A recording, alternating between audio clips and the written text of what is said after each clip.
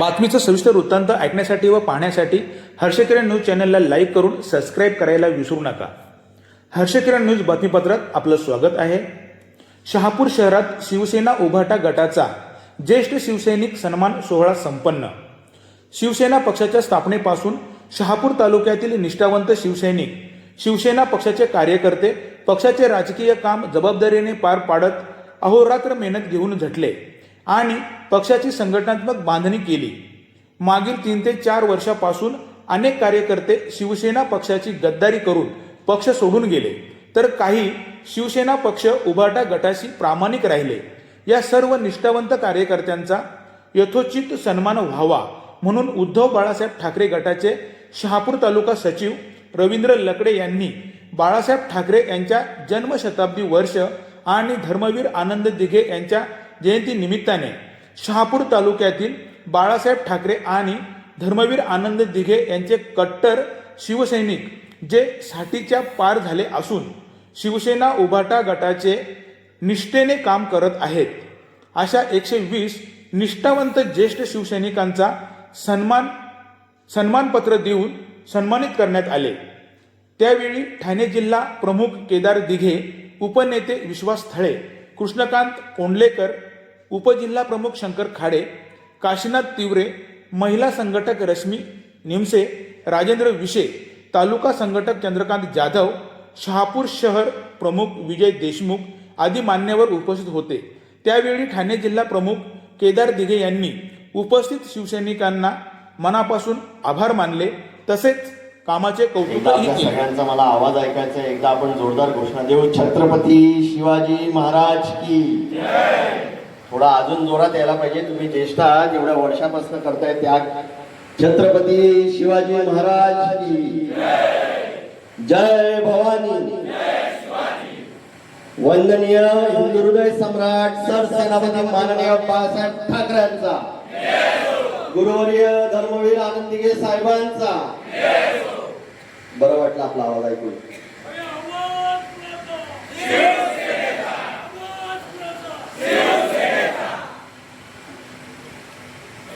महाराष्ट्र राज्याचा आराध्य दैवत शिव छत्रपतींना वंदन करून सरसेनापती माननीय बाळासाहेब ठाकरे आणि आपल्या सगळ्यांचेच गुरुवर्य धर्मवीर आनंद दिघे साहेबांच्या स्मृतीस विनम्र अभिवादन करून आजच्या या खूप महत्वाच्या या कार्यक्रमाला, या व्यासपीठावरती उपस्थित असलेले सन्माननीय कोंडलेकर दादा, थळे साहेब, खाडे साहेब, निमसे वहिनी, चंद्रकांत जाधव, भगत साहेब, तिवरे साहेब, हिरवे साहेब, राजू विशे, शेवळे आणि देशमुख, अनेक सर्व मान्यवर. अनेक प्रसंग आयुष्यात असे असतात ज्या वेळेला आपण कोणतीही भावना व्यक्त करायला उभे राहतो, त्यावेळेला ती भावना संपूर्णपणे व्यक्त करता येत नाही, कारण की तो क्षण हा कधी कधी खूप बोलणाऱ्याला भारावून जातो. आजचा दिवस, आजचा तो क्षण खऱ्या अर्थाने तसा आहे. आज गुरुवर्य धर्मवीर आनंद दिघे साहेबांची जयंती आणि रवी लकडेंनी हा एक अप्रतिम असा उपक्रम या इकडे शहापूर या तालुक्यात आयोजित केलेला आहे. खरोखर मन भरून येतं, कारण की सकाळपासून अनेक माध्यमांना मुलाखती देत असताना दिघे साहेब काय हे सांगत असताना, ज्या वेळेला दिघे साहेबांचं कुटुंब एवढ्या मोठ्या पद्धतीने बघितलं जातं, त्यावेळेला खरोखर तो जिव्हाळा, ते प्रेम, तो विश्वास, तो अधिकार हे खऱ्या अर्थाने समजण्यात येतं. दादा, मला आज सकाळी एका मुलाखतीमध्ये असं विचारलं गेलं की धर्मवीर चित्रपट बघितल्यावरती तुम्ही त्यावेळेला तुमची भूमिका मांडलेली, आज देखील तुमची तीच भूमिका आहे. तर मी असं सांगितलं की धर्मवीर चित्रपट हा फक्त 2-3 जणांना घेऊन बनू नाही शकत. तुम्हाला खऱ्या अर्थाने जर का धर्मवीर समजायचे असतील तर त्या शहरी भागापासून घेऊन तळागाळीतील जो शिवसैनिक आहे, मग तो कोणत्याही धर्मपंथाचा असो, कोणत्याही जाती धर्माचा असो, कोणत्याही पक्षाचा असो, ज्या वेळेला त्याच्यापर्यंत तुम्ही पोचाल, त्यावेळेला तुम्ही त्याची मुलाखत घ्याल, त्यावेळेला खऱ्या अर्थाने धर्मवीर काय हे तुम्हाला समजेल. धर्मवीर हे फक्त शहरापुरते मर्यादित नव्हते. धर्मवीर हे प्रत्येक आदिवासी पाड्यापासून घेऊन तळागाळातील प्रत्येक शहरी भागापासून घेऊन ग्रामीण भागापर्यंत तसेच होते. दिघे साहेबांचं संबंध, जरी मी रक्ताचा असलो, जरी मी पुतण्या असलो, जरी मी दिघे साहेबांना अग्नी दिली असली, तरी मला असं वाटतं की दिघे साहेबांचं खऱ्या अर्थाने कुटुंब हे आपण सगळे आहात. याच्या पाठचं कारण असं आहे की ज्या पद्धतीचा अधिकार दिघे साहेबांनी तुमच्यावरती बजावला, ज्या पद्धतीने अधिकाररित्या ते तुमच्याशी बोलायचे, तेवढाच अधिकार तुम्ही आणि तुमच्या घरच्यांचा त्यांच्यावरती देखील होता. या नुसत्या ठाणे जिल्ह्यामध्ये फिरत असताना मला ज्या वेळेला शिवसेना आपली एकत्रित होती, त्यावेळेला सन्माननीय उद्धव साहेबांच्या आशीर्वादाने मला युवासेनेचं जेव्हा निरीक्षकपद मिळालं या ठाणे आणि पालघर जिल्ह्याचं, त्यावेळेला इकडे बसलेल्या कोंडलेकर दादा आणि थवे साहेबांचे आशीर्वाद घेऊन त्या दौऱ्याला निघालेलो. आल्यावरती इकडे तिवरे साहेब आणि खाडे साहेब भेटले. अनेक असे दिग्गज आणि ज्येष्ठ मंडळी या दौऱ्यामध्ये त्यांच्या सानिध्यात आलो. खऱ्या अर्थाने शिवसेना काय, हे कुटुंब कसं असतं, या कुटुंबामधले ज्येष्ठ मंडळी कसे तुम्हाला आधार देतात, कसं सांभाळून घेतात, कशी तुम्हाला मार्गदर्शन करतात आणि तुम्ही यशस्वी व्हाल ह्याच्यासाठी ही लोक काय काय झटतात हे तुम्हाला बघायला मिळतं. आणि तो अनुभव माझ्या आयुष्यात मला आला. मी अनेक ठिकाणी जात असताना हे सांगतो की आमच्यासारख्या तरुणांना जी पदं मिळाली ती खूप सोप्या रस्ते मिळाली, पण त्याच्यासाठी खऱ्या अर्थाने जर का तुम्ही झटलात, ज्यांनी त्याग केला, ज्यांनी आपलं उभं आयुष्य या संघटनेला घालवलं, ज्यांनी संघटना एकदम किरकोळ शून्यात ना आत्तापर्यंत एवढी फोफावली, एवढी मोठी केली, त्याचे खरे मानकरी आहात ते तुम्ही सगळे आहात. आत्ताच्या वेळेला जे पदं मिळतात ती खूप सोप्या रीतीने मिळतात. त्यावेळेला तुम्ही जे झटलेला आहात, तुम्ही ज्या काठ्या लाठ्या खाल्ल्या, तुम्ही जो त्याग केला, वर्षानुवर्ष तासन तास, अनेक वेळेला 24-24 तास घराबाहेर राहून, घरावरती तुळशीपत्र ठेवून आपली संघटना कशी वाढेल, आपल्या सहकाऱ्यांबरोबर आपली संघटना कशी फोफावेल, कशा पद्धतीने आपल्या शाखा वाढतील, याकडे आपण सगळ्यांनी लक्ष दिलं. आणि खऱ्या अर्थाने आज जर का आम्हाला ही फळं मिळतायत, ही तुमच्या कृपा आशीर्वादाने मिळत आहे. आणि अनेक ठिकाणी मी तरुणांना हेच गोष्ट सांगतो की जर का आपल्याला पुढची वाटचाल यशस्वी करायची असेल, आपल्याला आपली संघटना पुन्हा एकदा शून्यातनं चांगल्या पद्धतीने निर्माण करायची असेल, तर आपल्याला या ज्येष्ठांचा आशीर्वाद, त्यांचं मार्गदर्शन अत्यंत मोलाचं आहे. ही ज्येष्ठ मंडळी कधी पुढे पुढे येत नाहीत, कधी पुढे पुढे करत नाहीत, कधी कधी त्यांना मान सन्मान हा देखील गरजेचा नसतो. त्यांना फक्त एकच गरजेचं असतं, ते म्हणजे प्रेम, तो जिव्हाळा. त्यांचा मान सन्मान त्याच्याच मध्ये येतो ज्या वेळेला आपण 2 प्रश्न त्यांना विचारतो आणि ते कौतुकाने आपल्याला सांगतात. मला असं वाटतं त्या ह्या सगळ्या गोष्टीमध्ये, ह्या संघटनेमध्ये असलेलं कौटुंबिक प्रेम हे आपल्याला दिसून येतं. ह्या गेल्या 3, 3.5, 4 वर्षामध्ये संघटना फोडण्याचं काम या उभ्या महाराष्ट्रात झालं आणि सांगण्यात आलं की दिघे साहेबांची आणि बाळासाहेबांची खरी शिवसेना आम्ही तयार केली. आणि मी अनेक वेळेला या प्रसार माध्यमातून सांगितलं की दिघे साहेबांची शिवसेना ही एवढी कमकुवत नव्हती. दिघे साहेब असते तर कोणामध्ये हिंमत देखील झाली नसती.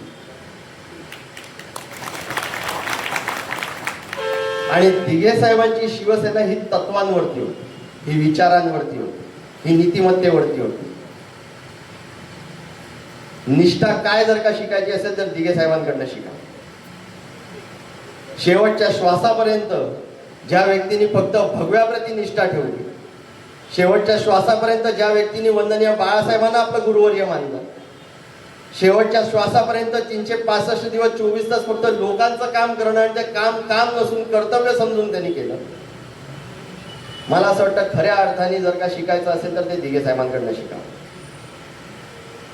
या ठाणे जिल्ह्यामध्ये वावरत असताना, तळागाळातील शिवसैनिकांपर्यंत पोहोचत असताना, अनेकांना भेटत असताना, आजही 25 वर्षानंतर अशी वेळ येते जेव्हा लोकांच्या डोळ्यातनं आजही या नेत्या बाबतीत अश्रू येतात. आजही सांगताना ते सांगतात की हो दिघे साहेब आमच्या घरी आलेले. हा अभिमान हा कुठे दुसरीकडे मिळणार नाही. ह्यांच्याकडे समोरच्यांकडे पैसे खूप आहेत, ताकद आहेत, आपल्याला दाबतायत, आपल्या कार्यकर्त्यांवरती खोट्या केसेस टाकतायत, सगळं ठीक. पण आपण जर का नीट जर का विचार कराल तर गेल्या 3-3.5 वर्षामध्ये जेवढे हे बोंबलत फिरत होते उभ्या महाराष्ट्रावर की शिवसेना संपली. मला असं वाटतं खऱ्या अर्थाने त्यांना हे रूप दाखवायला पाहिजे की जुने जाणते सगळे लोक या रस्त्यावरती उतरलेले आहेत, हे दाखवायला की आम्ही संपलो नाही, आम्ही तसेच उभे आहोत. प्रत्येक झाडाची मुळं जर का मजबूत असतील ना तर ते पडत नाही. या शिवसेनेचं देखील तसंच आहे.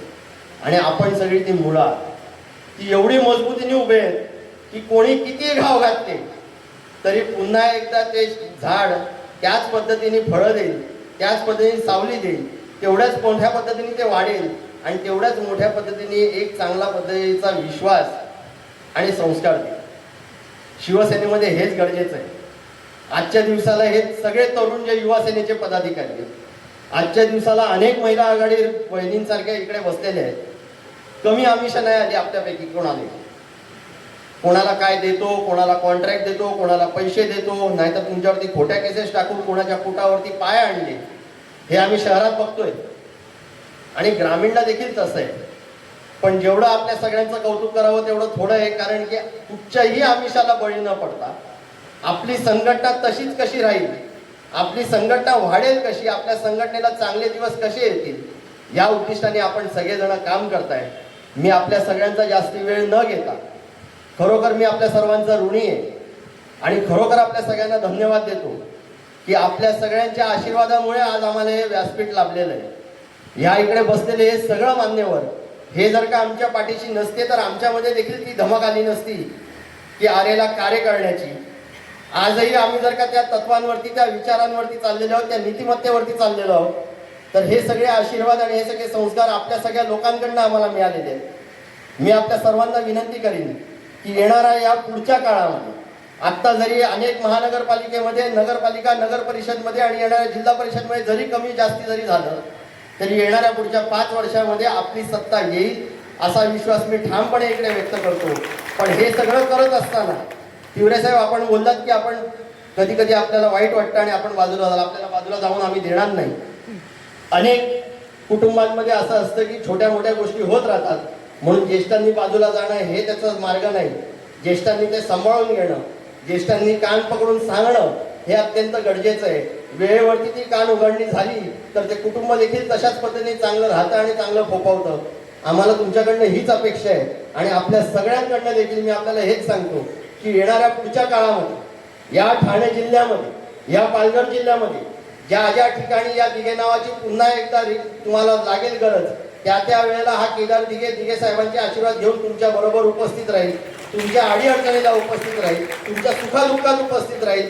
पण दिघे साहेबांचं नाव कोणत्याही चुकीच्या तत्वांवरती आणि चुकीच्या विचारांवरती आपण आपल्या हातातून घालून देणार नाही. दिघे साहेबांचे विचार हे आपल्या रक्तात आहेत. सन्माननीय वंदनीय बाळासाहेबांचे विचार हे आपल्या रक्तात आहेत. हे रक्त कोणी बदलू शकणार नाही. आपण खऱ्या अर्थाने ही शिवसेना पुन्हा एकदा मजबूतीने उभे करू अशा ठाम विश्वास आपल्या सगळ्यांकडे देतो. पुन्हा एकदा आपण सगळीकडे मोठ्या प्रमाणात उपस्थित राहिलात त्याकरता आपल्या सगळ्यांना धन्यवाद देतो. आणि रवीने एवढ्या चांगल्या पद्धतीचा कार्यक्रम इकडे आयोजित केला, काही कमी जास्ती त्याच्याकडनं झाली असेल तरी एक भाऊ म्हणून मी आपल्या सगळ्यांच्या म्हणजे त्याच्या वतीने आपल्या सगळ्यांची माफी मागतो. कोण इकडे येऊ नसतील शकले तरी त्यांना तरी आपल्या माध्यमातून सांगाल की या कुटुंबाला मोठं करण्यासाठी आपल्या सगळ्यांची गरज आहे. खूप खूप धन्यवाद. जय हिंद, जय महाराष्ट्र.